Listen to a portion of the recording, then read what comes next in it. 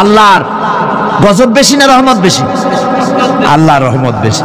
হাদিসে কুদসির ভিতরে এসেছে, আল্লাহ পাক বলেছেন, কোন বান্দা যদি আমার দিকে এক বিঘত অগ্রসর হয়, আমার রহমত তার দিকে এক হাত এগিয়ে যায়। কোন বান্দা যদি আমার দিকে হেঁটে আসে, আমার রহমত তার দিকে দৌড়ায় যায়।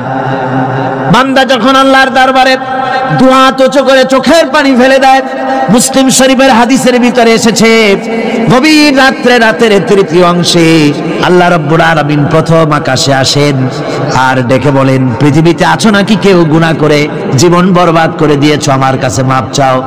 ঋণগ্রস্ত আছো, অসুস্থ আছো, অপমানিত আছো, কে আছো মাজলুম, আমাকে ডাকো, আমার কাছে বলো, আমি ডাকের সাড়া দেব, জীবনের আশা পূরণ করে দেব। ওই সময় যেই সমস্ত লোকেরা কান্দে তাহাজ্জুদের নামাজ পড়ে, আল্লাহ জিজ্ঞেস করেন ফেরেশতারা, অমুক অমুক দেশে অমুক অমুক বান্দারা কান্দে কেন? ফেরেশতারা বলে, রব্বুল আলামিন তুমি তো ভালো করে জানো। আল্লাহ বলেন, জানি, তবুও তোমাদের মুখে শুনতে চাই। তারা বলে, রব্বুল আলামিন তোমার এই বান্দা গুনাহ করেছি, গুনার জন্য মাপ চায়, জাহান্নাম থেকে বাঁচতে চায়। আল্লাহ পাক বলেন, ফেরেশতারা আমার এই বান্দারা আমারে দেখেছে নাকি? বলে দেখে নাই। বলে আমার দোজখ দেখেছে নাকি? বলে না, তাও দেখে নাই। আমার বেহেশত দেখেছে নাকি? বলে না, তাও দেখে নাই। আল্লাহ পাক বলেন, ফেরেশতারা সাক্ষী থাকো, ওরা আমাকে দেখে নাই, আমার বেহেশত দোজখ কিছুই দেখে নাই, শুধুমাত্র আমার নবীর কথা, আমার কোরআনের কথা বিশ্বাস করে আরামের ঘুমকে হারাম করে যেভাবে তারা কাঁদতেছে, সাক্ষী থেকে যাও ফেরেশতারা, আবার রহমতের দরিয়ায় জোশ মেরেছে, আমার ওই ক্রন্দনরত বান্দাগুলিকে আমি আল্লাহ মাফ করে দিলাম। সুতরাং মুমিন বান্দা যারা, আল্লাহর মুমিন বান্দা যারা, এই ঈমানের কোয়ালিটি, এটাও হতাশায় নিরাশায় ভেঙে পড়বে না। গুনাহ তো মানুষই করে, গুনাহ হয়ে গেছে, মাপ চাও। তোমার গুনাহ কদ্দূর? তোমার গুনাহ যদি হয় পাহাড় সমান, আল্লাহর রহমত আকাশ সমান। জাহান্নামের কঠিন শাস্তি থেকে বাঁচতে হলে আল্লাহর প্রতি ঈমান আনতে হবে। আর ঈমান আনলে যে কোয়ালিটিগুলি হওয়া উচিত, সেগুলি আমি আপনাদের সামনে আলোচনা করছি। এরপর আরেকটি কোয়ালিটি হবে মুমিনের, তা হলো কঠোর কঠিন বিপদে অবিচল থাকবে, বিপদে ভেঙে পড়বে না। বিপদ আপদ, শত্রুতা, ক্ষয় ক্ষতি যা কিছু হয় সবই আল্লাহর পক্ষ থেকে, এটা মেনে নিতে হবে এবং ধৈর্য ধারণ করতে হবে। বিপদ মুসিবত শুধু উম্মতের জন্য নয়, দুনিয়ার সমস্ত নবীদের বিপদ এসেছে। হয় নাই নবীদের বিপদ আসে নাই? কোরআনে কারীম থেকে শুনুন, আল্লাহ রাব্বুল আলামিন বলেন, ওয়াকাযালিকা জাআলনা লিকুল্লি নাবিয়্যিন আদুওয়াম মিনাল মুজরিমিন। আল্লাহ পাক বলেন, এমনি করে আমি সকল নবীদের শত্রু বানিয়ে দিয়েছি সব পাপিষ্ঠ আর অপরাধ প্রবণ লোকদেরকে। প্রত্যেক যুগে নবীদের শত্রু ছিল, প্রত্যেক যুগে নবীদের কি ছিল? শত্রু ছিল। সে শত্রু কারা ছিল? আল্লাহ পাক বলছেন, নবীদের শত্রু ছিল পাপিষ্ঠ আর অপরাধ প্রবণ লোক, এরাই ছিল নবীদের দুশমন। রাসূলগণের অবস্থা যদি এই হয়, তাহলে তার উম্মত, ওই দিনের ধারক বাহক যারা, তাদের বুঝি বিপদ আপদ হবে না নাকি? হবে কিনা? তো ইসলামের বিরোধিতা যারা করে, কোরআনের পরিভাষায় বলা হয়েছে ইসলামের দুশমন, নবীদের দুশমন। দুনিয়ার সব পাপিষ্ঠ আর অপরাধ প্রবণ লোকেরাই ইসলামের দুশমন হয়, নবীদের দুশমন হয়। আজও দেখেন, আজও তাকিয়ে দেখেন, ইসলামী আন্দোলনের বিরোধিতা যারা করে তারা পাপিষ্ঠ চরিত্রের কিনা তাকায় দেখেন, খুঁজে দেখেন, সর্বত্র খুঁজে দেখুন, খুঁজে দেখুন। যারা ইসলামী আন্দোলনের বিরোধিতা করে, যারা ইসলামকে মিটিয়ে দেওয়ার চেষ্টা করতেছে, যারা ইসলামকে মৌলবাদ বলে, ইসলামকে সাম্প্রদায়িক বলে, কোরআনে কারীমের কথা কত স্পষ্ট যে নবীদের দুশমন হয়, ইসলামের দুশমন হয় মুজরিম লোকেরা, অপরাধ প্রবণ আর পাপিষ্ঠ লোকেরা। আজও আমরা দেখতে পাই এই শ্রেণীর লোকেরা পাপিষ্ঠ এবং সবচাইতে সমাজের নিকৃষ্ট ধরনের চরিত্রহীন লোক। নামাজ নাই। আপনি খুঁজে দেখেন, ইসলামী আন্দোলনের বিরোধিতা যারা করছে, যারা নেতৃত্ব দিচ্ছে, নামাজ নাই, রোজা নাই, চরিত্র নাই, হজ নাই, যাকাত নাই, মদ, জুয়া, জেনা, ব্যভিচার ইত্যাদিতে লিপ্ত। চেহারা দেখলে ছেলেপেলেরা 2 গ্লাস পানি খায় ভরস ওঠে। কথা ঠিক কিনা কর? এই হলো অবস্থা। মারে কেন? মুমিনদেরকে, পয়গম্বরদেরকে, সাহাবীদেরকে এবং ঈমানদারদেরকে মারে কেন? তার কারণ হচ্ছে আল্লাহ রাব্বুল আলামিন বলেছেন, ওয়া মা নাকামু মিনহুম ইল্লা আইয়ুমিনু বিল্লাহিল আজিজিল হামিদ। কাফিররা ঈমানদার লোকদেরকে অন্য কোন অপরাধী নির্যাতন চালায় না, নির্যাতন চালায় শুধু এই কারণে যেহেতু মুমিন লোকেরা পরাক্রমশালী, আল্লাহ রাব্বুল আলামিনের দ্বীনকে কায়েম করতে চায়, তার উপরে ঈমান এনেছে, এই কারণেই তারা মারে। ঠিক কিনা কর? যুগে যুগে নবীদের উপরে, সাহাবীদের উপরে যে অত্যাচার হয়েছে, সে অত্যাচার এই কারণেই হয়েছে, অন্য কোনো কারণে নয়। এই কঠিন বিপদে অবিচলতা এবং ধৈর্যের দৃষ্টান্ত নবীগণ পেশ করেছেন পৃথিবীর বুকে। আমরা দেখেছি ইব্রাহিম আলাইহিস সালামকে আগুনে ফালানো হয়েছে, আছে না কোরআন শরীফে? আমি কিন্তু গল্প করতেছি না, সব কোরআনের কথা। কিসের কথা? ইব্রাহিম আলাইহিস সালামকে আগুনে ফালানো হচ্ছে। অপরাধ কি? অপরাধ হচ্ছে হযরত ইব্রাহিম আলাইহিস সালাম দাওয়াত দিয়েছেন, লা ইলাহা ইল্লাল্লাহ। জোরে পড়েন, লা ইলাহা ইল্লাল্লাহ, লা ইলাহা লা ইলাহা ইল্লাল্লাহ মুহাম্মাদুর রাসূলুল্লাহ। হযরত ইব্রাহিম আলাইহিস সালাম দ্বীনের দাওয়াত দিয়েছেন, এক আল্লাহর দাওয়াত দিয়েছেন, ঈমানের দাওয়াত দিয়েছেন। আর কোন অপরাধ ছিল না। নমরুদ সহ্য করতে পারল না। কোরআনে কারীমের মধ্যে সব কথাগুলি আল্লাহ পাক এই জন্য বিধৃত করেছেন, এই জন্য কোরআনে কারীমের মধ্যে সব কথা উঠায় দিয়েছেন, যাতে করে মুমিনেরা বিপদ আসলে পরে যেন ঘাবড়ে না যায়। ইব্রাহিম আলাইহিস সালামকে আগুনে ফেলানো হচ্ছে। ফেরেশতা বলছে, ইব্রাহিম তোমারে আগুনে ফেলায় দাও, হতেছে আমার কাছে সাহায্য চাও, আমার কাছে ক্ষমতা আছে, আগুনগুলো উঠাইয়া নমরুদের বংশ জ্বালায় দেব। হযরত ইব্রাহিম ফেরেশতার কাছে সাহায্য চাইছিলেন নাকি? তিনি বললেন, ফেরেশতা তোমার কাছে সাহায্য কেন চাইব? আমি তো এমন কোন অন্ধ আল্লাহর ইবাদত করি না যেই অন্ধ স্রষ্টা তার গোলামের দুঃখ দুর্দশা না দেখেন। আমি তোমার কাছে সাহায্য চাইব না। হযরত ইব্রাহিম আলাইহিস সালাম পাশ করলেন। কি বলেন, পাশ করছেন না? ঈমানের পরীক্ষায় পাশ। আগুনের মধ্যে হযরত ইব্রাহিমকে যখন ফেলানো হচ্ছে, রব্বুল আলামিন আগুনের প্রতি নোটিশ করে দিলেন, ইয়া নার কুনি বারদাও ওয়া সালামান আলা ইব্রাহিম। আগুন আমার ইব্রাহিমের জন্য শান্তিদায়ক, ঠান্ডা হয়ে যা। এখন কি আর আগুনের বাপের ক্ষমতা আছে ইব্রাহিমের পোড়ানো? আর ক্ষমতা নাই। আমার বন্ধুগণ, ইব্রাহিম আগুনের ভিতরে আরামে বসে আছেন, আর ওদিকে নমরুদ বসে বসে দেখতেছে দূর থেকে।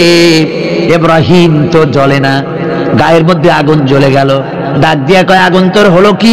কেন জ্বালাইতে পারিস না আমার দুশমন রে? হলোটা কি তোর? তোর কি জ্বালানোর শক্তি বন্ধ হয়ে গেল নাকি? আগুনের ভিতর থেকে জবাব এলো, নমরুদ রে, আমার ভিতরে জ্বালানোর শক্তি আছে কি নাই যদি প্রমাণ করতে চাও, টেস্ট করতে চাও, তুই নিজে আয়, তোরে শুদ্ধ তামাম দুনিয়া জ্বালাই দিতে পারি, ইব্রাহিমের এক গাছা পশমও জ্বালাই দিতে পারি না। তার কারণ হচ্ছে আমি হচ্ছি মাখলুক, আল্লাহ হচ্ছেন খালিক। আল্লাহ আমাকে বলেছেন না জ্বালাতে, তুমি হাজার বার বললেও আমি ইব্রাহিমকে জ্বালাইতে পারবো না।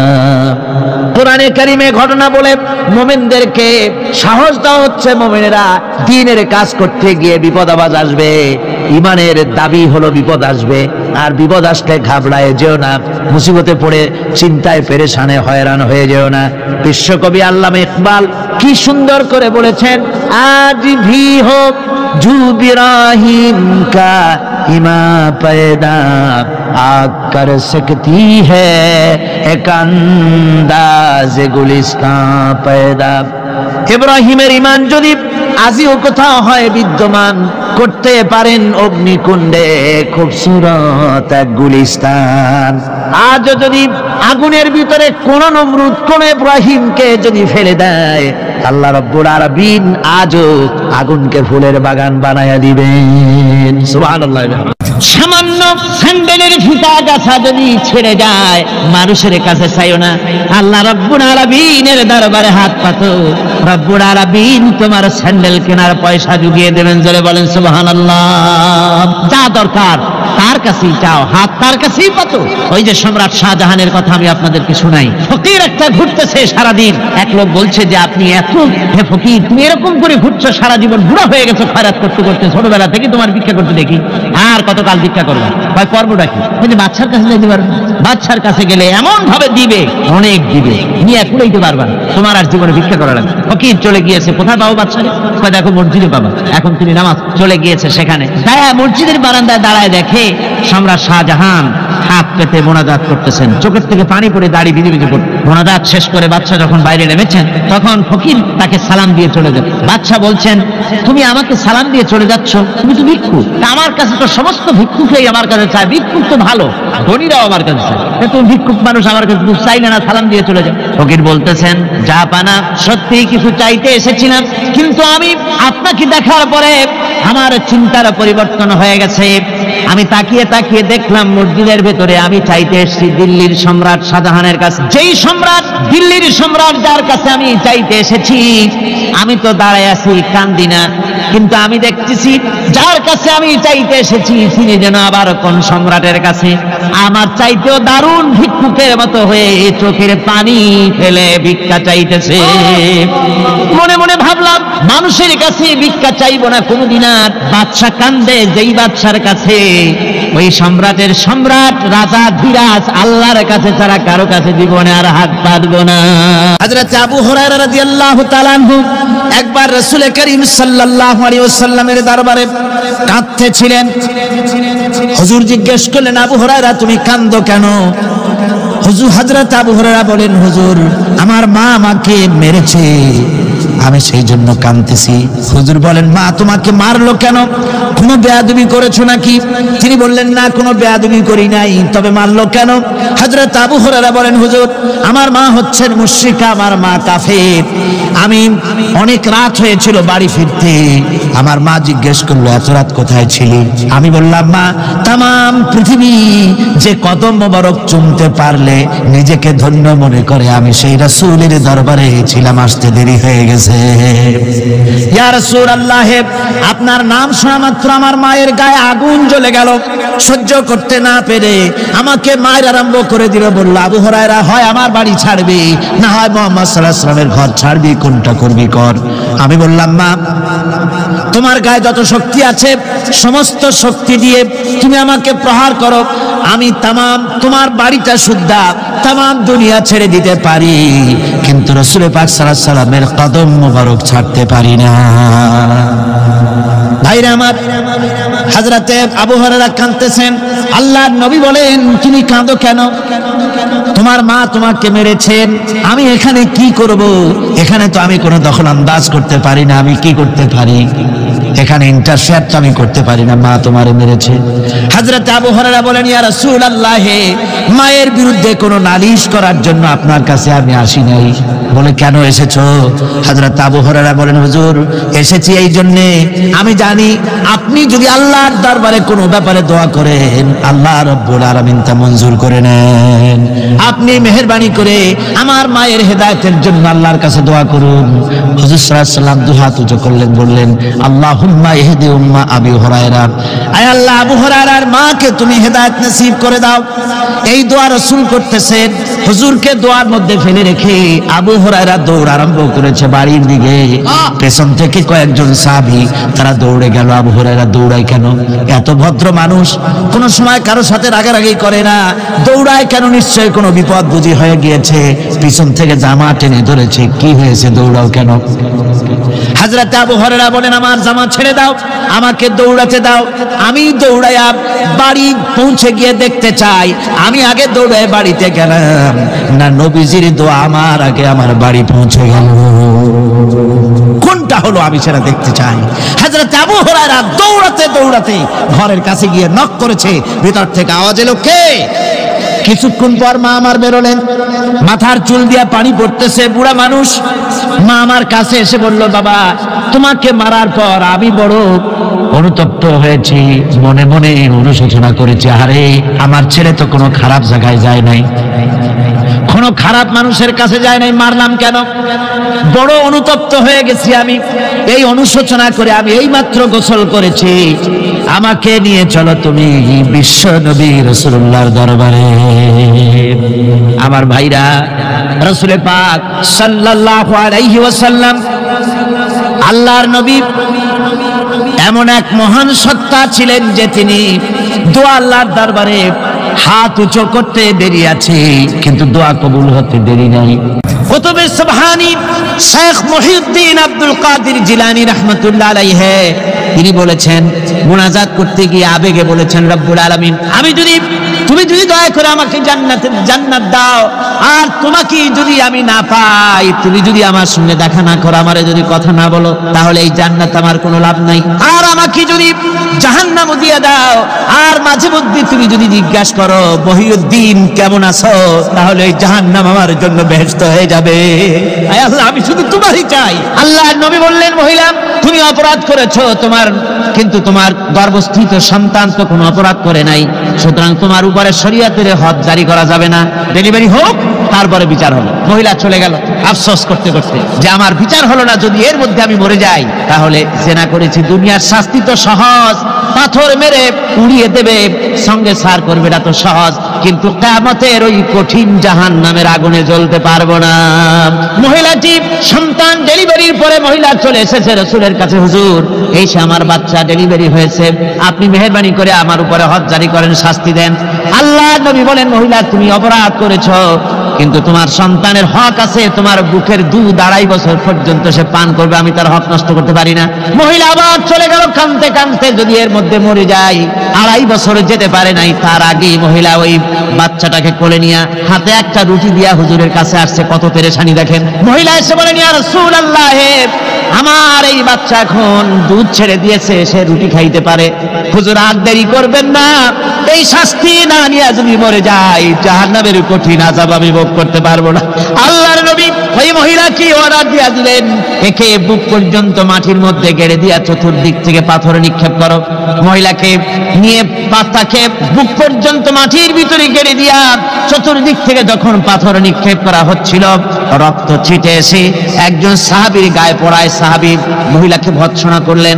আল্লাহর নবী বললেন, শুনতে পেরে নবীজি বললেন, ও সাহাবী ভৎসনা করো না, বরং এই মহিলার তওবা আল্লাহ রাব্বুল আলামিন এমন ভাবে কবুল করেছেন, যদি সে তওবা দুনিয়ার সব মানুষকে ভাগ করে দেওয়া যায়, তাহলে সমানভাবে ভাগ করে দেওয়া যাবে।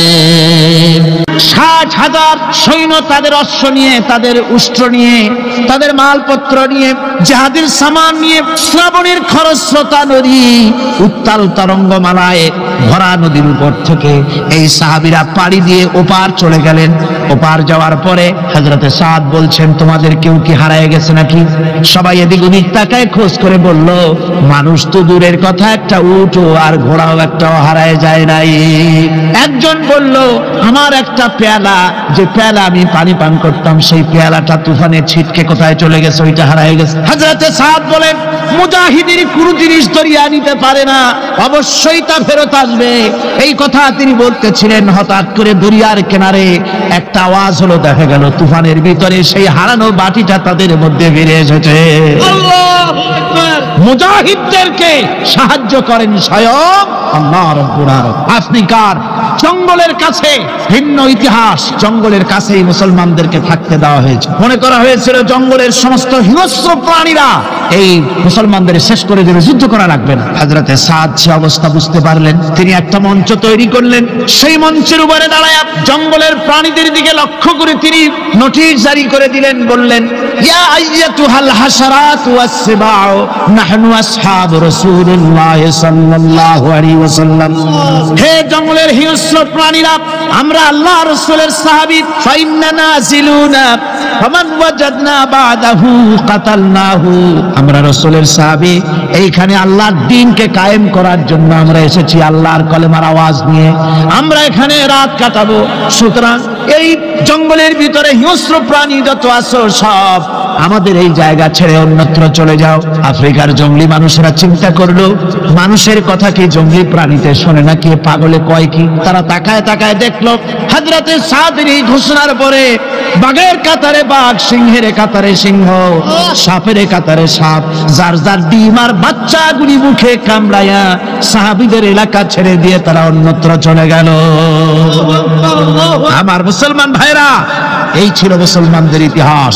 দ্বীন প্রতিষ্ঠা করার কাজে মুসলমান এগোলে আল্লাহই মদত করেন। কে মদত করেন? একবার একজন দরবেশ সাহেব রাস্তা দিয়ে যাচ্ছেন, প্রতিমধ্যে তিনি দেখতে পেলেন নদী থেকে এক কলসি পানি নিয়ে এক যুবতী সুন্দরী মেয়ে রাস্তা বেয়ে যেতেছে। দরবেশ সাহেব দাঁড়ায় গেলেন আর ওই যুবতীর দিকে এক নজরে তাকায় আছেন, চোখে পলক দেয় না। এরপরে যুবতী থমকে দাঁড়ায় গেল। আধা বুড়া মানুষ, দাড়ি অর্ধেক পাইকে গেছে, দেখতে দেখায় খুব বুজুর্গ মানুষ, কিন্তু রাস্তায় আমার একা পায়া এমনি করে তাকিয়ে আছে আর চোখ দিয়েও তো পানি পড়ে। ব্যাপারটা কি? দরবেশ কাঁদে কেন? প্রতিমধ্যে আমাকে একা পেয়ে দরবেশ কাঁদে কেন, তাকিয়ে আছে কেন? মহিলার চিন্তা জাগলো। শেখ সাদী রহমাতুল্লাহ আলাইহি ঘটনা লিখেছেন, বাংলা এক কবিতার অনুবাদ করেছেন। একদা সুখদায়ক প্রমোদা বদন, দর্শন করি মম ঝরিল নয়ন, হেসে কহে সেরূপসী সবিস্ময় মন, কহ দেখি মহাশয় কহ কি কারণ, বিষয়ে বিরাগী তুমি ভুবনে প্রচার, কি হেতু জন্মিল তব মানস বিকার। যুবতী মেয়েটি বলছে, ওগো দরবেশ সাহেব, হুজুর সাহেব, আমি একটা যুবতী মেয়ে লোক, রাস্তায় আমাকে একা পেয়ে আপনি আমার দিকে তাকায় আছেন আর কাঁদতেছেন। এই বৃদ্ধ বয়সে ভীমরতি হলে কেন? আমাকে দেখে কাঁদেন কেন আর এক নজরে কেন তাকায়াছেন? কারণটা কি? কি কুমতলব আছে? দরবেশ সাহেব বলছেন, হেসে কহিলাম বালে করহ শ্রবণ, নেত্র ঝরে তবু হেতু ভেব না এমন। হে রূপসী মেয়ে, তোমার জন্য আমি কান্দি, একথা একবারও চিন্তা করো না। যে শিল্পী রচিল ওই সুধাংশু বদন, তাহার তরে ঝরে নেত্র নয়নে জীবন। তোমার প্রেম পাওয়ার জন্য তোমাকে দেখে লোবাতুর এবং কামুক হয়ে তোমার দিকে তাকায় কান্দি, একবারও ভেব না।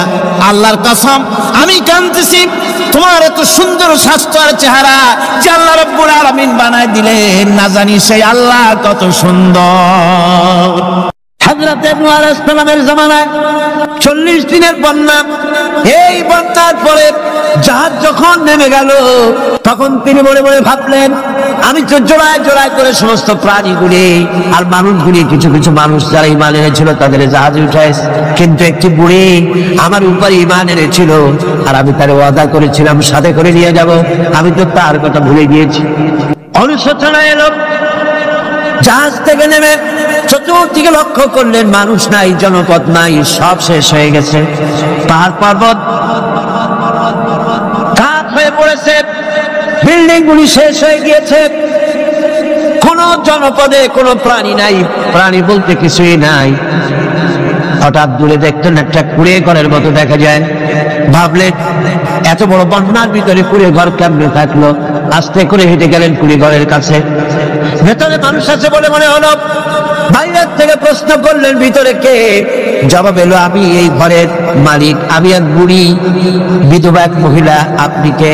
তিনি বললেন, আমি হচ্ছি এই জামানার পয়গম্বর হযরতে নূহ আলাইহিস সালাম। বুড়ি বলছেন, আমারও ধারণা তাই।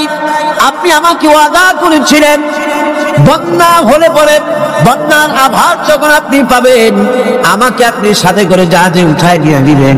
আমার মনে হয় বন্যা কবে হবে সেই খবর দেওয়ার জন্য আপনি এসেছেন। হযরত নূহ আলাইহিস সালাম সিজদায় পড়ে কাঁদতে লাগলেন, বললেন, রব্বুল আলামিন, তোমার কুদরত বোঝার ক্ষমতা আমার নাই। 40 দিন পর্যন্ত পানির ভিতরে মানুষ কেমনে জীবিত রইল? আল্লাহ পাক শোনালেন, বিপদ যখন এলো, তুমি তোমার উম্মতকে ভুলে যেতে পেরেছো, ভুলে গিয়েছো, কিন্তু আমি রব্বুল আলামিন রহমানুর রহিম, আমি আমার বান্দিরে ভুলি নাই।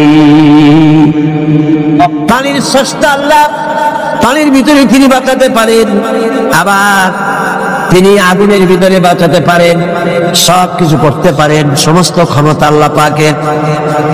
মুনাফিক, তুমি কাকে ভয় দেখাতেছ? তোমার তরবারি এই সমাজের কিছু কাফেরেরা ভয় করতে পারে, তুমি কি আমারে চেনো নাকি? তুমি কারে ভয় দেখাও? তাম পৃথিবীর সমস্ত কাফেরদের উপরে আল্লাহ রাব্বুল আলামিন আমাকে বাঘ বানায় পাঠিয়েছেন। তরবারি দিয়ে প্রমাণ হবে। মুনাফিক বলে তুমি আঘাত করো, কয় না, আক্রান্ত হলে বলে তারপরে জবাব দেব। এরপরে মুনাফিক আঘাত হানতে লাগলো। হযরত আলী সমস্ত রণকৌশল দিয়ে আঘাতগুলি তিনি ফিরিয়ে দিতে লাগলেন। এরপরে হযরত আলী বলছেন, মুনাফিক এবার তৈরি হও আমার আঘাত সহ্য করার জন্য। হযরত আলী জুলফিকার তুলে আঘাত করলেন। এক আঘাতেই দেখা গেল মুনাফিকের মাথা থেকে শুরু করে শরীর টুকরা হয়ে গিয়া হযরত আলীর তরবারির মুঠা পর্যন্ত মাটির ভিতরে গেড়ে গিয়েছে। দুর্গ দখল হয়ে গেল। পরের দিন আল্লাহর নবী বলেন, আলী শুনতে পেলাম তোমার ঢাল ভেঙে গিয়েছিল, তারপরে তুমি যুদ্ধ করলে কি দিয়ে? হযরত আলী বলেন, হুজুর আমুজ দুর্গের ওই কবাটটা, লোহার কবাটটা বাম হাতে নিয়া আর ডান হাতে তরবারি নিয়ে লড়াই করেছি। হুজুর বলেন, কি করে মানুষ কেমনে এত বড় দুর্গের লোহার কবাট হাতে নিয়ে যুদ্ধ করে? একটু দেখাও তো দেখি। হযরত আলী গতকালকের মতো বাম হাত দিয়া ধরেছেন, নাড়াতে পারেন না। এবার ডান হাত দিয়া ধরেছেন, নাড়াতে পারেন না। ডান আর বাম দুই হাত দিয়া সমস্ত শক্তি দিয়ে এমন জোরে টান মেরেছেন, প্রতিটি লোমকূপের গোড়া থেকে ঘাম বেরিয়ে এসেছে, এক চুলও নড়াতে পারেন নাই। হযরত আলীর মুখখানা মলিন হয়ে গেছে লজ্জায়। হযরত আলী রাদিয়াল্লাহু তাআলা আনহু লজ্জা পেয়ে গেছেন। রাসূল পাক সাল্লাল্লাহু আলাইহি ওয়াসাল্লাম বলেন, আলী লজ্জা পাওয়ার কোনো কারণ নাই, চিন্তা করার কোনো কারণ নাই। তোমার নিজস্ব শক্তি দিয়ে তুমি লড়াই করতে পারো নাই। এত বড় লোহার দরজা নিয়ে খবর নিয়ে মানুষ ভাবে লড়াই করতে পারে না। আল্লাহ তার দ্বীনকে বিজয়ী করার জন্য তোমার ভিতরে আল্লাহ রাব্বুল আলামিন ক্ষমতা দিয়েছিলেন। জোরে বলেন সুবহানাল্লাহ। আল্লাহ রাব্বুল আলামিন এই জিহাদের ময়দানে যখন মানুষ আসে, আল্লাহ তাদের উপরে মদদ দান করেন। আমার বন্ধুগণ, আল্লাহর দ্বীনকে জমিনের উপরে প্রতিষ্ঠিত করার জন্য যদি আমরা আজও যদি ঐক্যবদ্ধ হই দ্বীন কায়েমের জন্য, তাহলে আল্লাহ রাব্বুল আলামিন আমাদেরকে মদদ করবেন। আল্লাহ পাক কোরআনে কারীমের মধ্যে বলেছেন, ওয়া কানা হাক্কান আলাইনা নাসরুল মুমিনিন। মুমিনদেরকে সাহায্য করা আমি আল্লাহর জন্য ওয়াজিব হয়ে যায়। জোরে বলেন সুবহানাল্লাহ। মুমিনদের জন্য সাহায্য করা আল্লাহর জন্য কি হয়ে যায়? ওয়াজিব হয়ে যায়। ভাইরা একটু বৃষ্টি সহ্য করেন না, খুব বেশি বৃষ্টি। আচ্ছা, এটা রহমত। এটা কি রহমত? আমার ভাইরা, জিহাদের ভিতরে আল্লাহর জান্নাতে যাওয়ার জন্য তারা জিহাদ করেছেন। তারা দেশ দখলের জন্য জিহাদ করেন নাই, দিন প্রতিষ্ঠার জন্য লড়াই করা ফরজ। দিন প্রতিষ্ঠার জন্য লড়াই করা কি? জনগণ কি? আর এই ফরজ দায়িত্ব পালন করতে গিয়ে যদি কেউ মারা যায়, তাহলে কোথায় যাবে? ওই শাহাদাতের মত হচ্ছে একটা সেতু, একটা ব্রিজ, একটা সাঁকো। এপারে দুনিয়া, ওপারে আল্লাহর জান্নাতুল ফেরদাউস। জোরে বলেন সুবহানাল্লাহ। এই জন্য হযরত ওমর ফারুক রাদিয়াল্লাহু তাআলা সব সময় দোয়া করতেন, আল্লাহুম্মা রযুকনি শাহাদাতান ফি সাবিলিক ওয়াজআল মাউতি ফি বালাদি রাসূলিক। আল্লাহ রাব্বুল আলামিন, আমাকে রাসূলের শহরে পৌঁছাও আর আমাকে তোমার দ্বীনের রাস্তায় শাহাদাত মঞ্জুর করো। জোরে বলেন আমিন। এটা আমাদের দোয়া, আমারও দোয়া, আমার সারা জীবনের স্বপ্ন, সারা জীবনের স্বাদ আল্লাহ যেন শাহাদাতের মওত নসিব করে দেন। জোরে বলেন আমিন। এর থেকে উন্নত মানের মওত আর নাই। ওই প্যারালাইসিস হয়ে বিছানায় পড়ে তড়পায় মরার কোনো দাম নাই। দুনিয়ার বুকে দুনিয়ার জিন্দেগি বছর করার 500 বছর বেঁচে থাকার দাম নাই। সিংহের মতো 1 সেকেন্ড বেঁচে থাকার দাম আছে, ঠিক কিনা? আর মওত, প্লীহা, যকৃত, typhoid, paralysis, diabetes, heart attack, kidney পচে যাওয়া, হাবিজাবি মওতের চাইতে আল্লাহর রাস্তায় জিহাদ করে শাহাদাতের মওত শ্রেষ্ঠ মওত। জোরে বলেন সুবহানাল্লাহ। আমার ভাইরা, রাসূল পাক সাল্লাল্লাহু আলাইহি ওয়াসাল্লাম তিনি মদিনা মুনাওয়ারায় এসে প্রথম যে জিহাদের সম্মুখীন হলেন, ওইটার নাম কি? কোন জিহাদ? বদর। কোন জিহাদ? বদরের জিহাদ। সেই বদরের মাঠে জিহাদের জন্য রাসূল সাহাবীদেরকে তৈরি করতেছেন। তো আপনারা চিন্তা করেন বিষয়টা, জিহাদ করতে হবে। এই বদরে সাহাবীরা জিহাদ করবে কাদের বিরুদ্ধে? নিজের বাপের বিরুদ্ধে। রাসূল পাক খুব চিন্তিত হলেন, যে সাহাবীদেরকে কিভাবে উদ্বুদ্ধ করা যায়। হুজুর জিহাদের কথাই বলতেছেন যে এখন বদরে আমাদের টিকে থাকার প্রশ্ন, এইটা মুসলমানদের টিকে থাকার প্রশ্ন, বদরের যুদ্ধ, বদরের এই জিহাদটা। হুজুর যখন এগুলি বলতেছেন, হযরত মিকদাদ রাদিয়াল্লাহু তাআলা আনহু রাসূলের একজন জলিলুল কদর সাহাবী, তিনি দাঁড়িয়ে বলছেন, হে আল্লাহর রাসূল, কেন আপনি চিন্তা করছেন? ইমজি বিনা ইয়া রাসূলুল্লাহ হাইসুমা তাশা, হে আল্লাহর রাসূল, আপনি আমাদেরকে নিয়ে চলুন যেদিকে আপনার খুশি। হাইসুমা আমারাকাল্লাহ, যেদিকে আল্লাহ আপনাকে নির্দেশ করেন সেদিকে আমাদের নিয়ে আপনি সেদিকেই চলুন। ইন্না লা নাকুলু লাকা কামা ক্বালা বনু ইসরাঈল লিমূসা আলাইহিস সালাম ইযহাব আনতা ওয়া রাব্বুকা ফাকাতিলা ইন্না হাহুনা কায়িদুন। বুখারী শরীফের হাদিস। হযরত মিকদাদ রাদিয়াল্লাহু তাআলা আনহু বলছেন, হে আল্লাহর রাসূল, আপনি আমাদের নিয়ে চলুন, আল্লাহ যেদিকে আপনাকে আমাদের নিয়ে যেতে বলেন সেই দিকে নিয়ে যান। আমরা মুসা আলাইহিস সালামের উম্মতের মতো বলবো না যে হে মুসা আপনি আর আপনার আল্লাহ দুজন গিয়ে যুদ্ধ করেন, আমরা এখানে বসে থাকি, এমন কথা আমরা বলবো না। বাল ইযহাব আনতা ওয়া রাব্বুকা ফাকাতিলা ইন্না মাআকুমা মুকাতিলুন। ও নবী, বরং আমরা বলবো আপনি চলুন আমাদের নিয়ে, আপনি এবং আপনার আল্লাহ চলুন জিহাদের ময়দানে, আমরা আপনার সঙ্গে জিহাদ করব, লড়াই করব সেই পর্যন্ত। মা দামাত মিন্না মা দামাত আইনুম মিন্না তাতাররাফ, যতক্ষণ পর্যন্ত আমাদের একটা চক্ষুর পলক পড়ে, যতক্ষণ পর্যন্ত একটা চোখের পাতা নড়ে, ততক্ষণ পর্যন্ত আমরা কাফেরদের বিরুদ্ধে লড়ব। সুবহানাল্লাহ বিহামদিহি, যতক্ষণ চোখের পাতা নড়ে ততক্ষণ পর্যন্ত লড়ব, নিয়ে চলুন আমাদেরকে। হুজুর খুব খুশি হলেন। আহারে, রাসূল পাক সাল্লাল্লাহু আলাইহি ওয়াসাল্লাম দারুণ ভাবে খুশি হয়ে গেলেন। হুজুর বললেন, ও সাহাবীরা, তোমাদের মানসিক অবস্থা যখন এই, কুমু বিনা ইলা জান্নাতিন, চলো আমার সাথে বেহেশতের দিকে। সুবহানাল্লাহ, সবাই বলেন সুবহানাল্লাহ।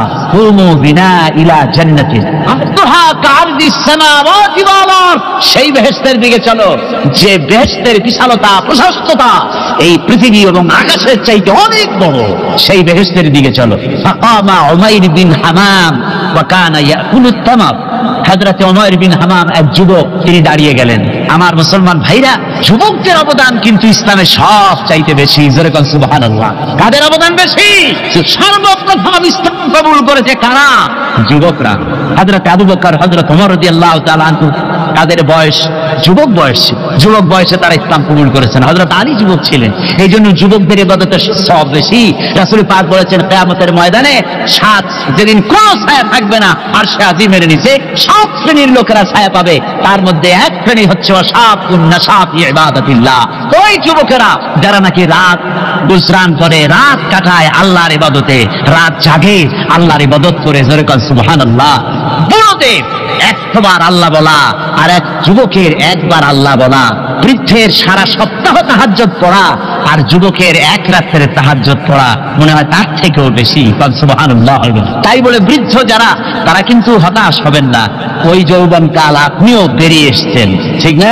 সুতরাং যুবকদের অবদান বেশি। হযরত উমাইর বিন হামাম রাদিয়াল্লাহু তাআলা আনহু, তিনি দাঁড়িয়ে গেলেন, তার হাতে ছিল ওয়া কানা ইয়াকুলুত তামার, তিনি খরমা খাচ্ছিলেন, হাতে ছিল বা একটা খরমা, তিনি খরমাগুলি হাতে নিয়ে দাঁড়িয়ে বলছেন ওয়াকালা বাখবাখ, তিনি বলছেন, বাখবাখ শব্দ এটা হচ্ছে লুগাল মুহাল্লিয়া, অর্থাৎ আঞ্চলিক শব্দ। এর অর্থ হচ্ছে মা আযামাহু ওয়া মা আহসানাহু। কি আশ্চর্য, কি সুন্দর, কি বিরাট, কি সুন্দর কথা আপনি বললেন হে রাসূল।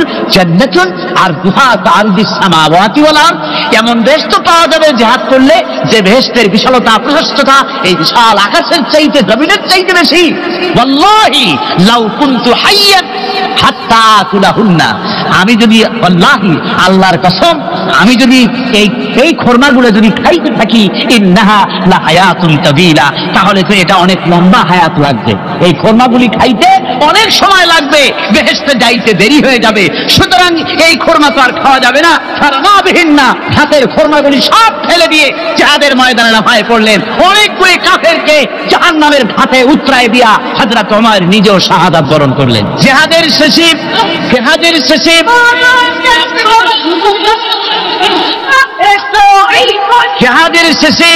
শহাদায়ে বদরের সমস্ত শহীদদের লাশ এক জায়গায় এনে সাহাবীরা বললেন, হে আল্লাহর রাসূল, আপনি যখন জান্নাতের বর্ণনা দিতেছিলেন তখন যে যুবকটা খোরমা খেতেছিল আর জান্নাতের আশায় হাতের খোরমা ফেলে দিয়েছিল, যে খোরমাগুলি খাইতে গেলে তো সময় লাগবে অনেক, বেহেশতে যেতে দেরি হয়ে যাবে, এই কথা মনে করে হাতের খোরমা ফিকে ফেলে জিহাদের ময়দানে সে শাহাদাত বরণ, যে যুবকটি জিহাদ করেছিল তার লাশে সেও শাহাদাত বরণ করেছে।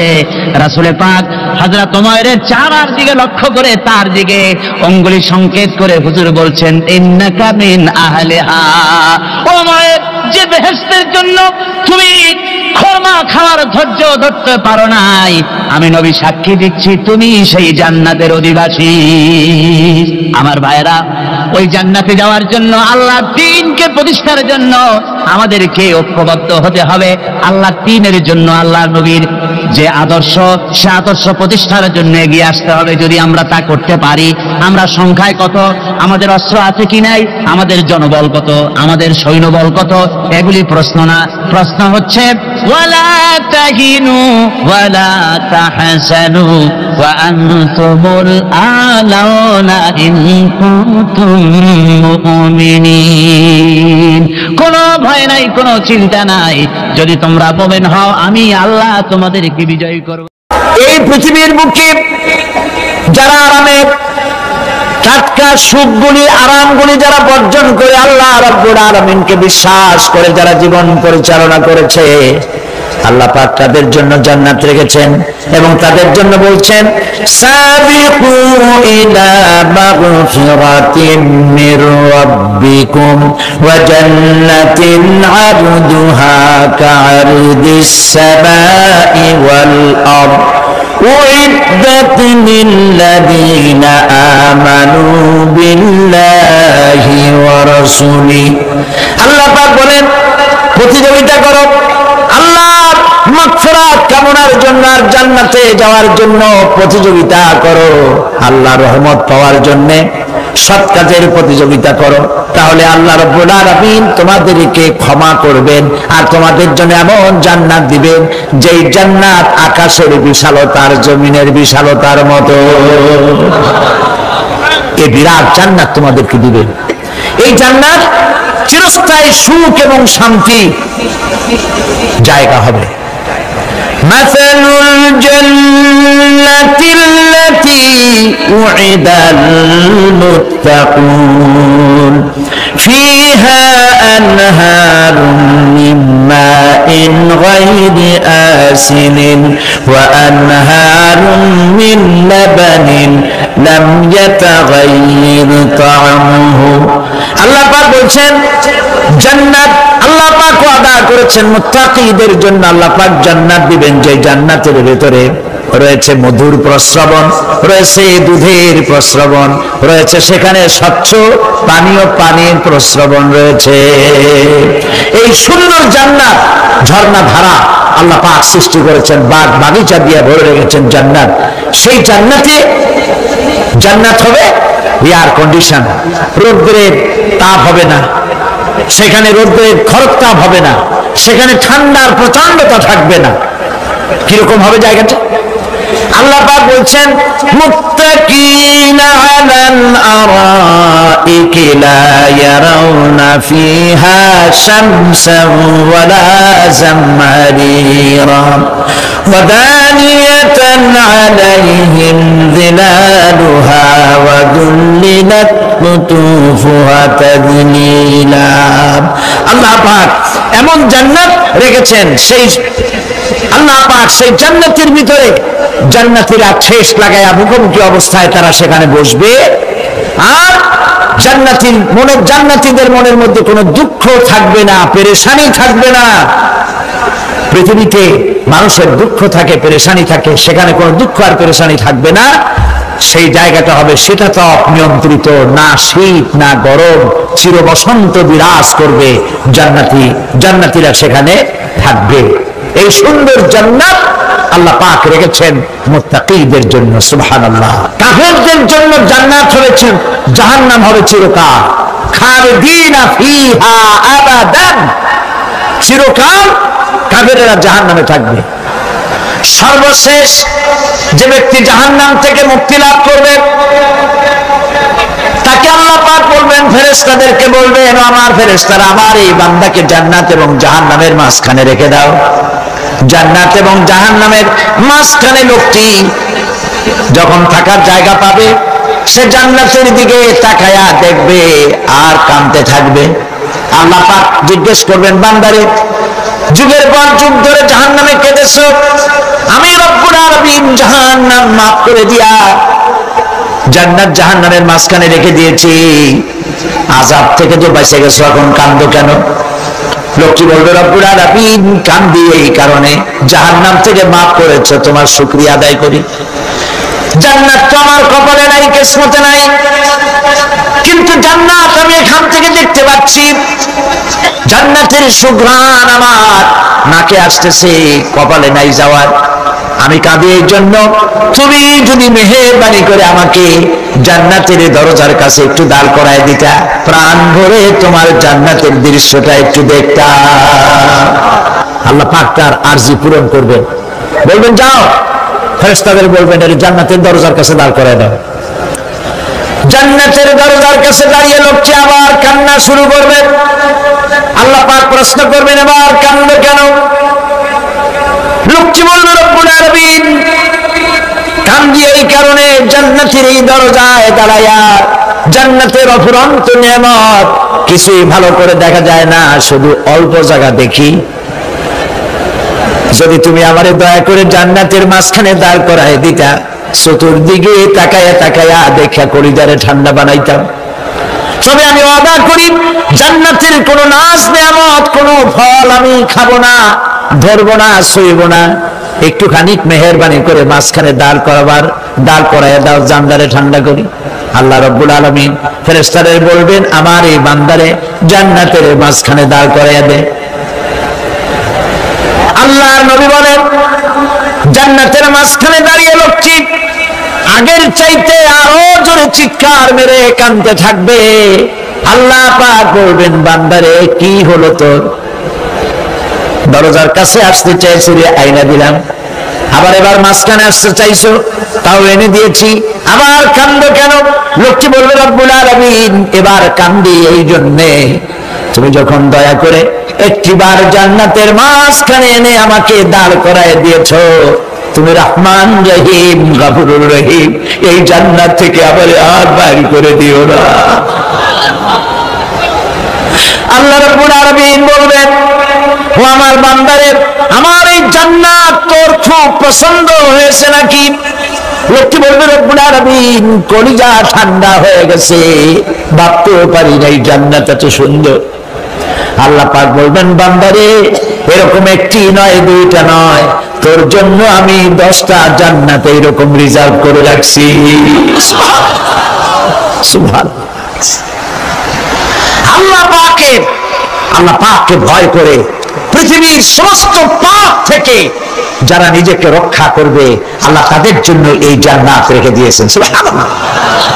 সেই জান্নাতের রিসিপশন আপনারা আন্দাজ করতে পারবেন না, রিসিপশন কারে কয়। কি এর প্রধানমন্ত্রী আর প্রেসিডেন্ট, 4-5টা পুলিশ আর আর্মি আসে একটা ঠক করে সেলুট মারলো, বাস শেষ হয়ে গেল, এরকম না। জান্নাতীদেরকে রিসিপশন দেওয়া হবে। জান্নাতীরা যখন আল্লাহর হুকুমে জান্নাতের দিকে যেতে লাগবে, আর যখন জান্নাতের কাছে চলে যাবে, আল্লাহ রাব্বুল আলামিন শোনায় দিচ্ছেন, হাত্তা ইযা জাউহা ফুতিহাত আবওয়াবুহা ওয়া ক্বালা লাহুম খাজানাতুহা সালামুন আলাইকুম তিবতুম ফাদখুলুহা খালিদিন। সুবহানাল্লাহ। জান্নাতীরা যখন জান্নাতে প্রবেশ করার দরজার মুখোমুখি হবে, দ্বার রক্ষীগণ তখন বলবে, সালামুন আলাইকুম, আল্লাহর শান্তি তোমাদের উপরে বর্ষিত হোক। সুবহানাল্লাহ। দুনিয়ার টাটকা টাটকা সুখগুলি 2 পা দিয়ে ছেড়ে দিয়েছো, টাটকা সুখগুলি গ্রহণ করো নাই, হারাম খাও নাই, আল্লাহ দ্বীন কায়েমের জন্য রক্ত দিয়েছো, জীবন দিয়েছো, কষ্ট করেছো, আল্লাহকে ভয় করেছো, আমাদের সালাম গ্রহণ করো, জান্নাতের মধ্যে ঢুকে যাও। চিরকালের জন্য। সুবহানাল্লাহ। আর বাইর হওয়া লাগবে না, চিরকাল এই জান্নাতের মধ্যে তোমরা বসবাস করতে পারবে, আল্লাহ রাব্বুল আলামিনের ফেরেশতারা বলে দিবেন। জান্নাতের মধ্যে আল্লাহ পাক হুরদের সঙ্গে জান্নাতীদের বিয়ের ব্যবস্থা করে দিবেন। কোরআনে কারীমে আল্লাহ পাক বলেন, মুত্তাকিইনা আলা সুরুরিন মাসফুফাতিন ওয়া যাওয়াজনাহুম বিহুরিন আইন। সামনাসামনি ভাবে সাজানো সারি সারি আসন সমূহের উপর তারা ঠেস লাগায় বসে থাকবে, আর আল্লাহ রাব্বুল আলামিন হুরদের সাথে জান্নাতীদের বিয়ের ব্যবস্থা করে দিবেন। যেসব হুরের সঙ্গে বিয়ে হবে তাদের আল্লাহ পাক বিবরণ দিচ্ছেন কি রকম হবে তারা। লাম ইয়াতমিসহুন্না ইনসুন ওয়ালা জান। এর পূর্বে জিন এবং ইনসান এদেরকে কেউ স্পর্শ করে নাই। কিরকম তারা? কাআন্নাহুন্নাল ইয়াকুতু ওয়াল মারজান। যেমন ঝিনুকের ভিতরে মণিমুক্তা থাকে, এইভাবে আল্লাহ পাক তাদেরকে পবিত্র করে রেখে দিয়েছেন। আমার প্রিয় ভাইরা, আল্লাহ রাব্বুল আলামিন কোরআনে কারীমের ভিতরে বলেছেন, ফাবিআইয়ি আলা'i রাব্বিকুমা তুকাযযিবান। জান্নাত দান করে আল্লাহ পাক এবার জান্নাতীদেরকে সম্বোধন করে বলবেন, ইয়া ইবাদি লা খাউফুন আলাইকুমুল ইয়াওমা ওয়ালা আনতুম তাহজানুন। হে আমার বান্দারা, লা খাউফুন আলাইকুমুল ইয়াওম, আজ আর কোনো ভয় নাই। সুবহানাল্লাহ, সুবহানাল্লাহ। আজ আর কোনো ভয় নাই, কোনো চিন্তাও নাই, আরামে এই জান্নাতের মধ্যে বসবাস করো। এরপরে আল্লাহ পাক জিজ্ঞেস করবেন, ও আমার জান্নাতীরা, আমি যেসব ওয়াদা করছিলাম আমার ওয়াদা মোতাবেক সমস্ত নিয়ামত পেয়েছো? তারা বলবে, হ্যাঁ পেয়েছি, সব নিয়ামত আপনার ওয়াদা মোতাবেক সব পেয়েছি। আল্লাহ রাব্বুল আলামিন বলবেন, সব পাও নাই, ওয়ানাদাইনা মাজিদ, আমার কাছে আরো বেশি আছে। সুবহানাল্লাহ, আমার কাছে আরো বেশি আছে। জান্নাতীরা বুঝবে না সে আরো বেশিটা কি, এর থেকে আর বেশি কি। প্রিয় ভাই সব, নবী করিম সাল্লাল্লাহু আলাইহি ওয়াসাল্লাম বলেছেন, জান্নাতের সুখ আর শান্তি কোন চোখ নাই যা দেখেছে, যা কোন অন্তঃকরণ নাই যা কল্পনা করতে পেরেছে। এই জান্নাত মুত্তাকিদের জন্য আল্লাহ রাখছেন। সুবহানাল্লাহ। জান্নাতীরা ভাবতেও পারবে না সেই নিয়ামতগুলি কি। প্রিয় ভাই সব, সেই মুহূর্তে আল্লাহর নবী মুহাম্মদুর রাসূলুল্লাহ সাল্লাল্লাহু আলাইহি ওয়াসাল্লাম বলবেন, রব্বুল আলামিন, আমার উম্মতেরা জান্নাতীরা বুঝতে পারে নাই আপনার কাছে কি নিয়ামত আরো বেশি আছে। আমার এই উম্মতেরা জান্নাতীরা আপনার ওয়াদা মোতাবেক সব পেয়েছে, কিন্তু একটি জিনিস এখনো তাদের কিসমতে হয় নাই। সেই জিনিসটা হলো, যারা তার রবকে না দেখে শুধু কোরআন আর হাদিসের কথা শুনে আরবের ঘুম হারাম করে তাহাজ্জুদের নামাজ আদায় করেছিল, চোখের পানি ঢেলেছিল, যারা জান্নাত দেখে নাই, জাহান্নাম দেখে নাই, আপনাকে ভয় করে যারা জীবন পরিচালনা করেছিল, যারা আপনাকে দেখে নাই, না দেখে শুধু কোরআন হাদিস বিশ্বাস করে যারা অকাতরে নিজেদের জীবন বিলায় দিয়েছিল, এই জান্নাতীরা এখন পর্যন্ত তার রবকে দেখতে পারে নাই।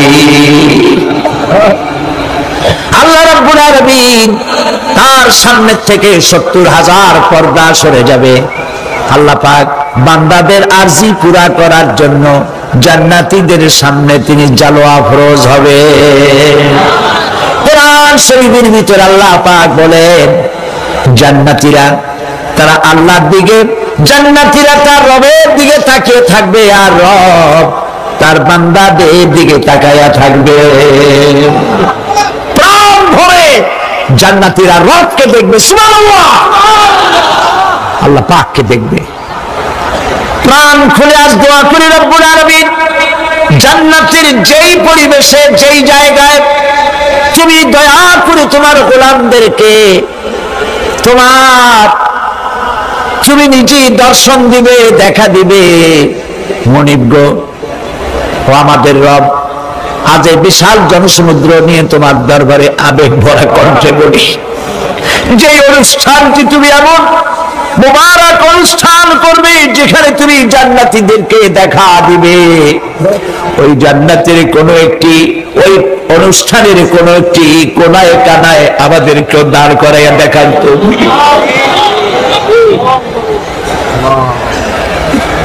প্রিয় ভাই সব, আল্লাহ রাব্বুল আলামিন মানুষের সামনে এত সব নিয়ামত রেখেছেন, এই জান্নাত দান করবেন।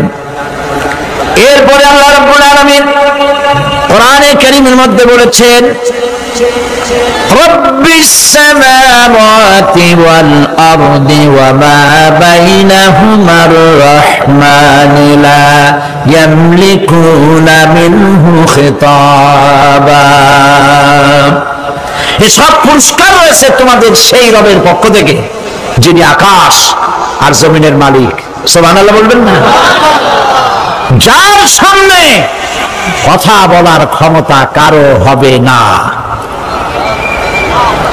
এটি একটি মারাত্মক কথা। কিয়ামতের দিন আল্লাহর দরবারে কেউ কথা বলতে পারবে না আল্লাহর নির্দেশ ছাড়া।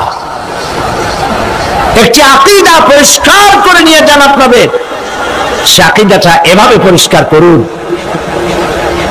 কোন পীর সাহেব, কোন খাজা বাবা, কোন মাওলানা, কোন মুহাদ্দিস, কোন বুজুর্গ আপনাকে সুপারিশ করতে পারবে না যদি না আল্লাহ পাক তাকে কথা বলার তৌফিক না দেন। মনে থাকবে এটা।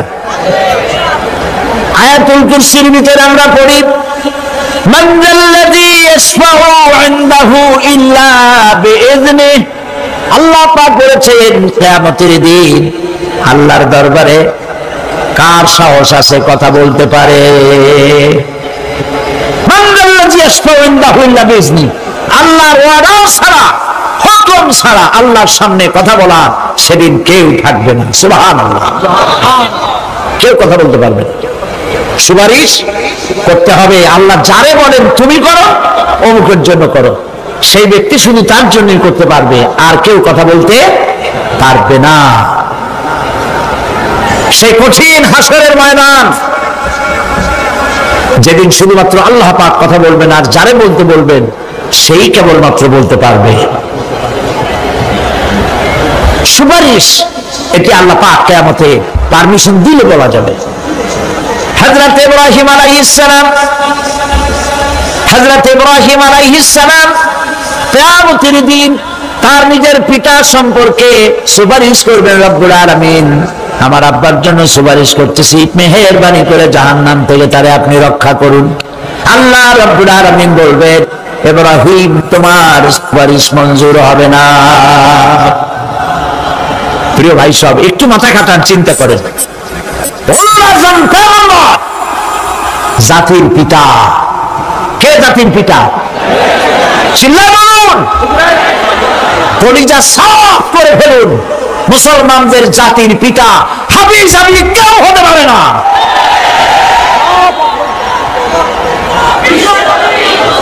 মিল্লাতা আবিকুম ইব্রাহিম। ইব্রাহিম আলাইহিস সালাম এই মিল্লাতের পিতা। সুবহানাল্লাহ। হযরত ইব্রাহিম আলাইহিস সালাম কিয়ামতের দিন বলবেন, আল্লাহ আমার আব্বার জন্য সুপারিশ করছি। আল্লাহ পাক বলবেন মঞ্জুর হবে না। আসর তোমার পিতা হতে পারে, কিন্তু আমার খলিলকে আগুনে ফেলার জন্য নমরুদকে সে সহযোগিতা করেছে, আমি তোমার পিতাকে ক্ষমা করব না। নবী করিম সাল্লাল্লাহু আলাইহি সাল্লামকে সাহাবায়ে কেরাম জিজ্ঞেস করেছেন, হে রাসূল আপনার আব্বা এবং আম্মার অবস্থা কি হবে? নবী করিম সাল্লাল্লাহু আলাইহি সাল্লাম কেঁদে ফেলেছেন, সাফ করেছেন আমি তাদের কোনো উপকারে আসব না। আল্লাহু আকবার। আপনি মনে করছেন নাকি যে ইয়া নবী সালাম আলাইকা বলি অমনি নবী সুপারিশ পাবেন? এত সহজ। কতগুলো রসগোল্লা খাইলেন আর বড় একটা মিছিল করলেন আর অমনি চলে যাবেন। পৃথিবীর সব মানুষ, সাহাবায়ে কেরাম বাদ দেন, পৃথিবীর সমস্ত মানুষ একত্রিত হয়ে আবু তালেব রাসূলুল্লাহকে যে ভালোবেসেছেন, ওর 1000 ভাগের 1 ভাগও সারা দুনিয়ার মানুষ রাসূলুল্লাহকে ভালোবাসতে পারবে? পারবে? নিজের ছেলে আলীকে, আলী রাদিয়াল্লাহু তাআলা আনহুকে আলাদা বিছানায় শোয়াইয়া, ছোট্ট মানুষ হযরত আলী আলাদা জায়গায় রাখিয়া মুহাম্মদ রাসূলুল্লাহ সাল্লাল্লাহু আলাইহি ওয়াসাল্লাম এতিম মানুষ তার কলিজার সাথে বুকের মধ্যে আশ্রয় দিয়ে আগলে রেখেছেন বুক পরে। সেই আবু তালেব মৃত্যুর সময় নবী করিম সাল্লাল্লাহু আলাইহি ওয়াসাল্লাম বলেছিলেন, চাচা একটি বার আমার কানে তাওহীদের কালেমা শোনায় দেয়। আবু তালেব তার কিসমতে ছিল না কালেমা। মরে যাওয়ার পর একজন সাহাবী বলেছিলেন, ইয়া রাসূলুল্লাহ, মৃত্যুর সময় আবু তালেবের মুখ আমি নড়তে দেখেছি, তিনি কালেমা পড়েছেন সম্ভবত। রাসূলুল্লাহ সাফ বলেছেন, আমি শুনি নাই। এত ভালোবাসার পরেও হাদিস শরীফে এসেছে আবু তালেব জাহান্নামে যাবে। কোথায় যাবে? জাহান্নামে। সবচাইতে কম আযাব হবে কার? আবু তালেবের। কম আযাবটা কি? হাদিস শরীফে এসেছে কম আযাব হলো জাহান্নামের আগুন দিয়ে এক জোড়া জুতা তৈরি করে আবু তালেবের পায়ে পরিয়ে দেওয়া হবে। সেই জাহান্নামের আগুনের তৈরি করা জুতার কাপে আবু তালেবের মাথার ঘিলুগুলো টকবক করে বউ পড়তে লাগবে। এত ভালোবেসে যদি কিয়ামতের উপায় না হয়, আপনি ইয়া নবী সালাম আলাইকা, ইয়া রাসূল সালাম আলাইকা, আর কতগুলো জিলাপি খাইলেন, বড় একটা মিছিল করলেন। প্রিয় ভাই সব, এইসব বেদাত ছাড়ুন, এগুলি সুস্পষ্ট বিদআত। রাসূলুল্লাহকে ভালোবাসবেন, সাহাবীরা যেভাবে ভালোবেসেছেন ওইভাবে ভালোবাসবেন। আল্লাহ রাব্বুল আলামিন বলেন, যালিকাল ইয়াউমুল হক ফামান শাআ আত্তাখাযা ইলা রাব্বিহি মাআবা। এই দিনটি অবশ্যই আসবে, সেদিনটি নিশ্চিতভাবে আসবে। আর এখন যার ইচ্ছা সে তার রবের দিকে অগ্রসর হোক। ইন্না আনজারনাকুম আযাবান করিবান ইয়াওমা ইয়ানজুরুল মার'উ মা কদ্দামাত ইয়াদাহু ওয়া ইয়াকুলুল কাফিরু ইয়া লাইতানি কুনতু তুরাবা। ইন্না আনজারনাকুম আযাবান করিবা, খুব নিকটবর্তী একটি আযাব সম্পর্কে আমি তোমাদেরকে সতর্ক করে দিলাম। কে বলতেছে? আল্লাহ পাক। লক্ষ্য করুন আল্লাহ কি বলছেন, খুব নিকটবর্তী একটি কঠিন শাস্তি, আযাব অর্থাৎ কিয়ামত, এ সম্পর্কে আমি তোমাদেরকে সতর্ক করে দিলাম। ইয়াউমা ইয়ানজুরুল মার'উ মা কদ্দামাত ইয়াদা, সেদিন প্রত্যেকটি লোক যা সে পাঠিয়ে দিয়েছিল এখানে, অর্থাৎ যা করেছিল সেগুলি সে দেখতে পাবে। আর তখন ওয়ায়াকুলুল কাফিরু ইয়া লাইতানি কুনতু তুরাবা। সেই কিয়ামতের ময়দানে অবস্থা দেখে কাফেররা বলবে, আহারে মানুষ না হইয়া যদি মাটি হইয়া যেতাম, যদি মাটি হতাম, যদি মানুষ না হয়ে না জন্মতাম, আজ এই হাসরের ময়দানে এইখানে এই বিচারের মুখোমুখি হতাম না, মাটি হইলে বরং অনেক ভালো হতো। এই পৃথিবীতে আমরা এসেছি, চলে যাব, যাওয়ার আগে এই কোরআন একটি বিশাল জনগোষ্ঠী এমন বানাতে চেয়েছে যে জনগোষ্ঠী এই কোরআন দিয়ে একটি বিশাল সমাজ গড়বে, রাষ্ট্র গড়বে, এমন রাষ্ট্র গড়বে যে রাষ্ট্রে দুঃখ থাকবে না, অশান্তি থাকবে না, যেখানে সুখ থাকবে, সমৃদ্ধি থাকবে, আর কিয়ামতের দিন আল্লাহর জান্নাতে তারা চলে যাবে। তেমন একটি সমাজকে আমরা চাই। সবাই বলেন সেরকম একটি সমাজকে আমরা চাই। প্রিয় ভাই সব, কিয়ামতের দিন আমরা যেতে চাই জান্নাতে। কোথায় যেতে চাই বলেন? জোরে বলেন। এই জান্নাতে যাওয়ার জন্য, এই জান্নাতে যাওয়ার জন্য দুইটা কাজ করতে হবে। কয়টা কাজ? আল্লাহ রাব্বুল আলামিন বলেন, ফামান কানা ইয়ারজু লিকাআ রাব্বিহি ফালইয়ামাল আমালান সালিহান ওয়া লা ইউশরিক বিইবাদাতি রাব্বিহি আহাদা। আল্লাহ পাক বলেন, যে বাজারা আমার সঙ্গে দেখা করতে চায় কিয়ামতে, দুইটা কাজ করা লাগবে। বলেন কয়টা কাজ? একটা হলো নেক আমল। কি আমল বলেন? নেক আমল। নেক আমল কারে বলে? নেক আমল করতে হলে আবার দুইটা শর্ত লাগে। এক নম্বরে কাজটা করতে হবে আল্লাহরে খুশি করার জন্য। কারে খুশি করার জন্য? একটা মাদ্রাসা বানাইছি যাতে লোকেরা বলে যে বড় একটা মাদ্রাসা বানাইছেন, এই জন্য মাদ্রাসা বানাবেন,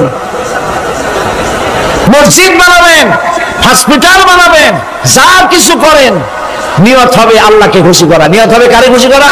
আল্লাহ পাককে খুশি করা। এই হলো নেক আমলের প্রথম শর্ত। কাজ হবে আল্লাহকে খুশি করার জন্য। দুই নম্বরে কাজটি হতে হবে সুন্নতে নববী সাল্লাল্লাহু আলাইহি ওয়াসাল্লামের উপরে। মনে রাখবে, দাড়ি রাখবো। কেন রাখবো? রাসূলের সুন্নাত। রাখবো কারে খুশি করার জন্য? আল্লাহকে খুশি করার জন্য। রাখবো কার মতো? রবীন্দ্রনাথের মতো, কার্ল মার্কসের মতো, কবির মতো নয়। রাখতে হবে কার মতো? নবীর মতো।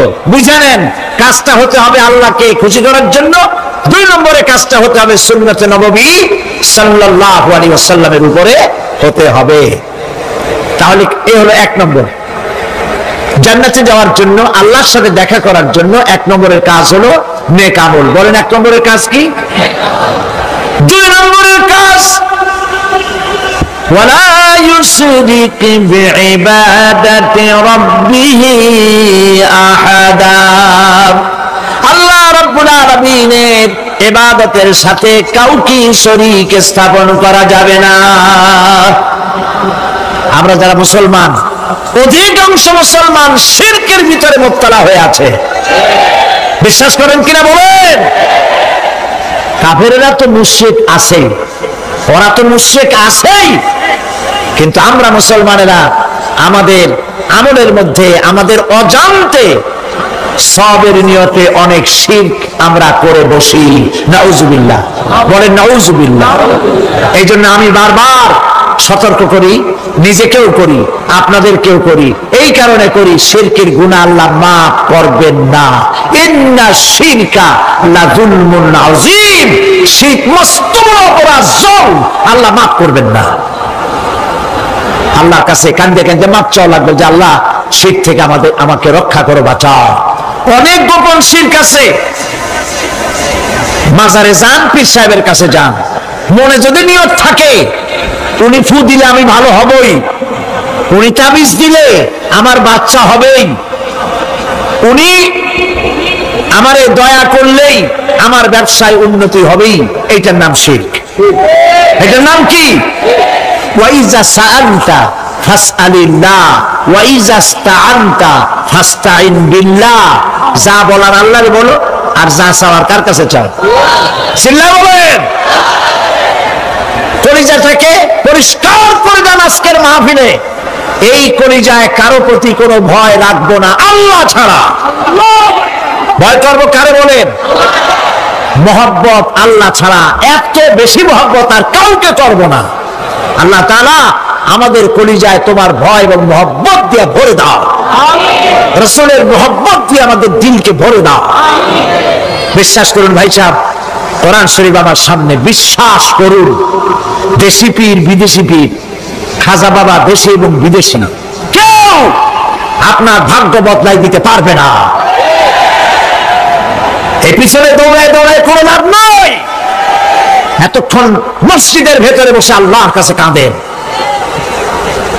وقال ربكم ادعوني استجب لكم, তোমার রব বলেছে আমারে ডাকো, আমি ডাকের সাড়া দিয়ে দেব। সুবহানাল্লাহ।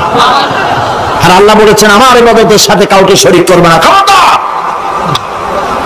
আলাইসাল্লাহু বিকাফিন আবদা, আল্লাহ প্রশ্ন করছেন আলাইসাল্লাহু বিকাফিন আবদা, আমি কি আমার বান্দার জন্য যথেষ্ট নই? চিল্লায় বলুন অবশ্যই যথেষ্ট। আবার বলেন অবশ্যই যথেষ্ট। কলিজা সাফ করে ফেলেন। সম্রাট শাহজাহান, দিল্লির সম্রাট, হাবিজাবি সম্রাট না, দিল্লির সম্রাট। এখন কোথায়? কবরের মধ্যে।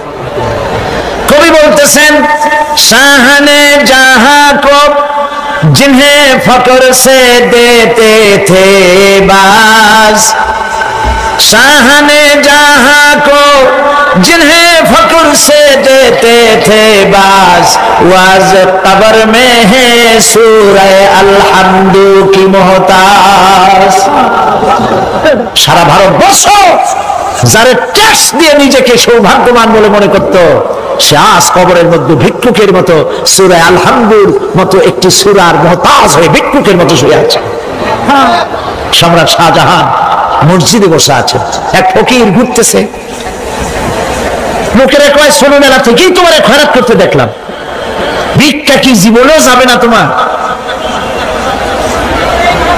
লোকটি বলছে আমি ভিক্ষা করবো ছাড়া আমার উপায়টা কি? এই লোকটি আমি ভিক্ষা করা ছাড়া করবো কি? লোকেরা তো আমার 60 টাকা 50 টাকা 100 টাকা দেয় না, 4 আনা 5 আনা 1 টাকা এই আমার দেয়, এই দিয়ে আমি বড় লোক হবো কেন? লোকটি বলছে আচ্ছা দেখো তুমি তো জায়গা মতো যাইতে পারো না, বাদশার কাছে যাও, এমন দেওয়া দেবে জীবনে আর খয়রাত করা লাগবে না। তো বাদশার কাছে কি খয়রাতি যাইতে পারে কোনোদিন? হ্যাঁ এখন পারবা। কেমনে? সম্রাট শাহজাহান এখন একা একা মসজিদে আছেন। তখনকার এসব বাদশারা অনেকে নামাজি ছিলেন, দিনদার ছিলেন। ফকির দরজার কাছে দাঁড়াইয়া দেখতে পাচ্ছে কেউ নাই, দেহরক্ষীরা দূরে দূরে দাঁড়ানো। বাদশাহ মসজিদের ভেতরে বসে হাত তুলে ঝুলতেছে আর কাঁদতেছে, চোখের পানি দিয়া দাঁড়িয়ে ভিজে ভিজে পড়ছে। এই দৃশ্য অনেকক্ষণ দেখলো ফকির। কিছুক্ষণ পর সম্রাট শাহজাহান মসজিদ থেকে বেরিয়ে আসছে। ফকির বলছে আসসালামু আলাইকুম হুজুর। তিনি বললেন ওয়ালাইকুম আসসালাম, চলে গেল। বাদশা বলল আমার কাছে তো কেউ আইসা কিছু না চাইয়া তো যায় না, এর দেখলাম খয়রাতির মতো কিছু চাইলো না, বেটা ভয় করলো নাকি? হ্যাঁ এদিকে আসো। আসছে। ভয় পাইছো? কয় না ভয় পাইনি। তো কিছু যে চাইলে না? ফকির বলছে জাহাপানা সত্যিই কিছু চাইতে আসছিলাম, তারপর চাইলে না কেন?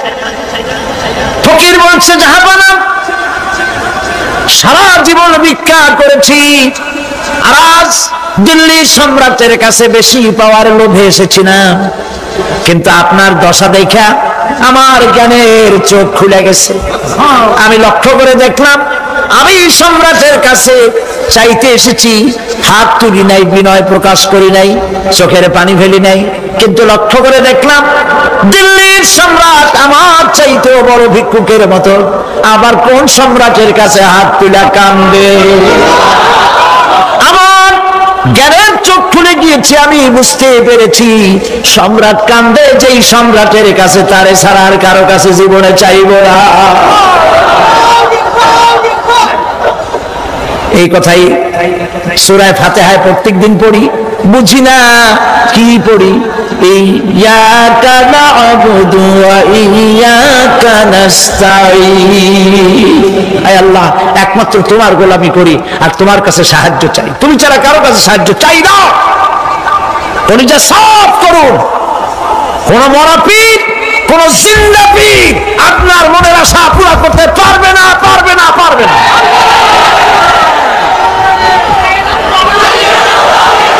আর আজ থেকে কোন মাজারে টাকা দিবেন না, পয়সা দিবেন না, আগরবাতি দিবেন না, মোমবাতি দিবেন না, গোলাপ পানি দিবেন না। কারা কারা দিবেন না হাত উঁচু করে দেখা। সুবহানাল্লাহ, আলহামদুলিল্লাহ, লা ইলাহা ইল্লাল্লাহ। সুবহানাল্লাহ, আলহামদুলিল্লাহ, লা ইলাহা ইল্লাল্লাহ। সুবহানাল্লাহ, আলহামদুলিল্লাহ, লা ইলাহা ইল্লাল্লাহ, মুহাম্মাদুর রাসূলুল্লাহ। আল্লাহুম্মা আমিন। রব্বানা যালামনা আনফুসানা ওয়া ইন লাম তাগফির লানা ওয়া তারহামনা লানাকুনান্না মিনাল খাসিরিন।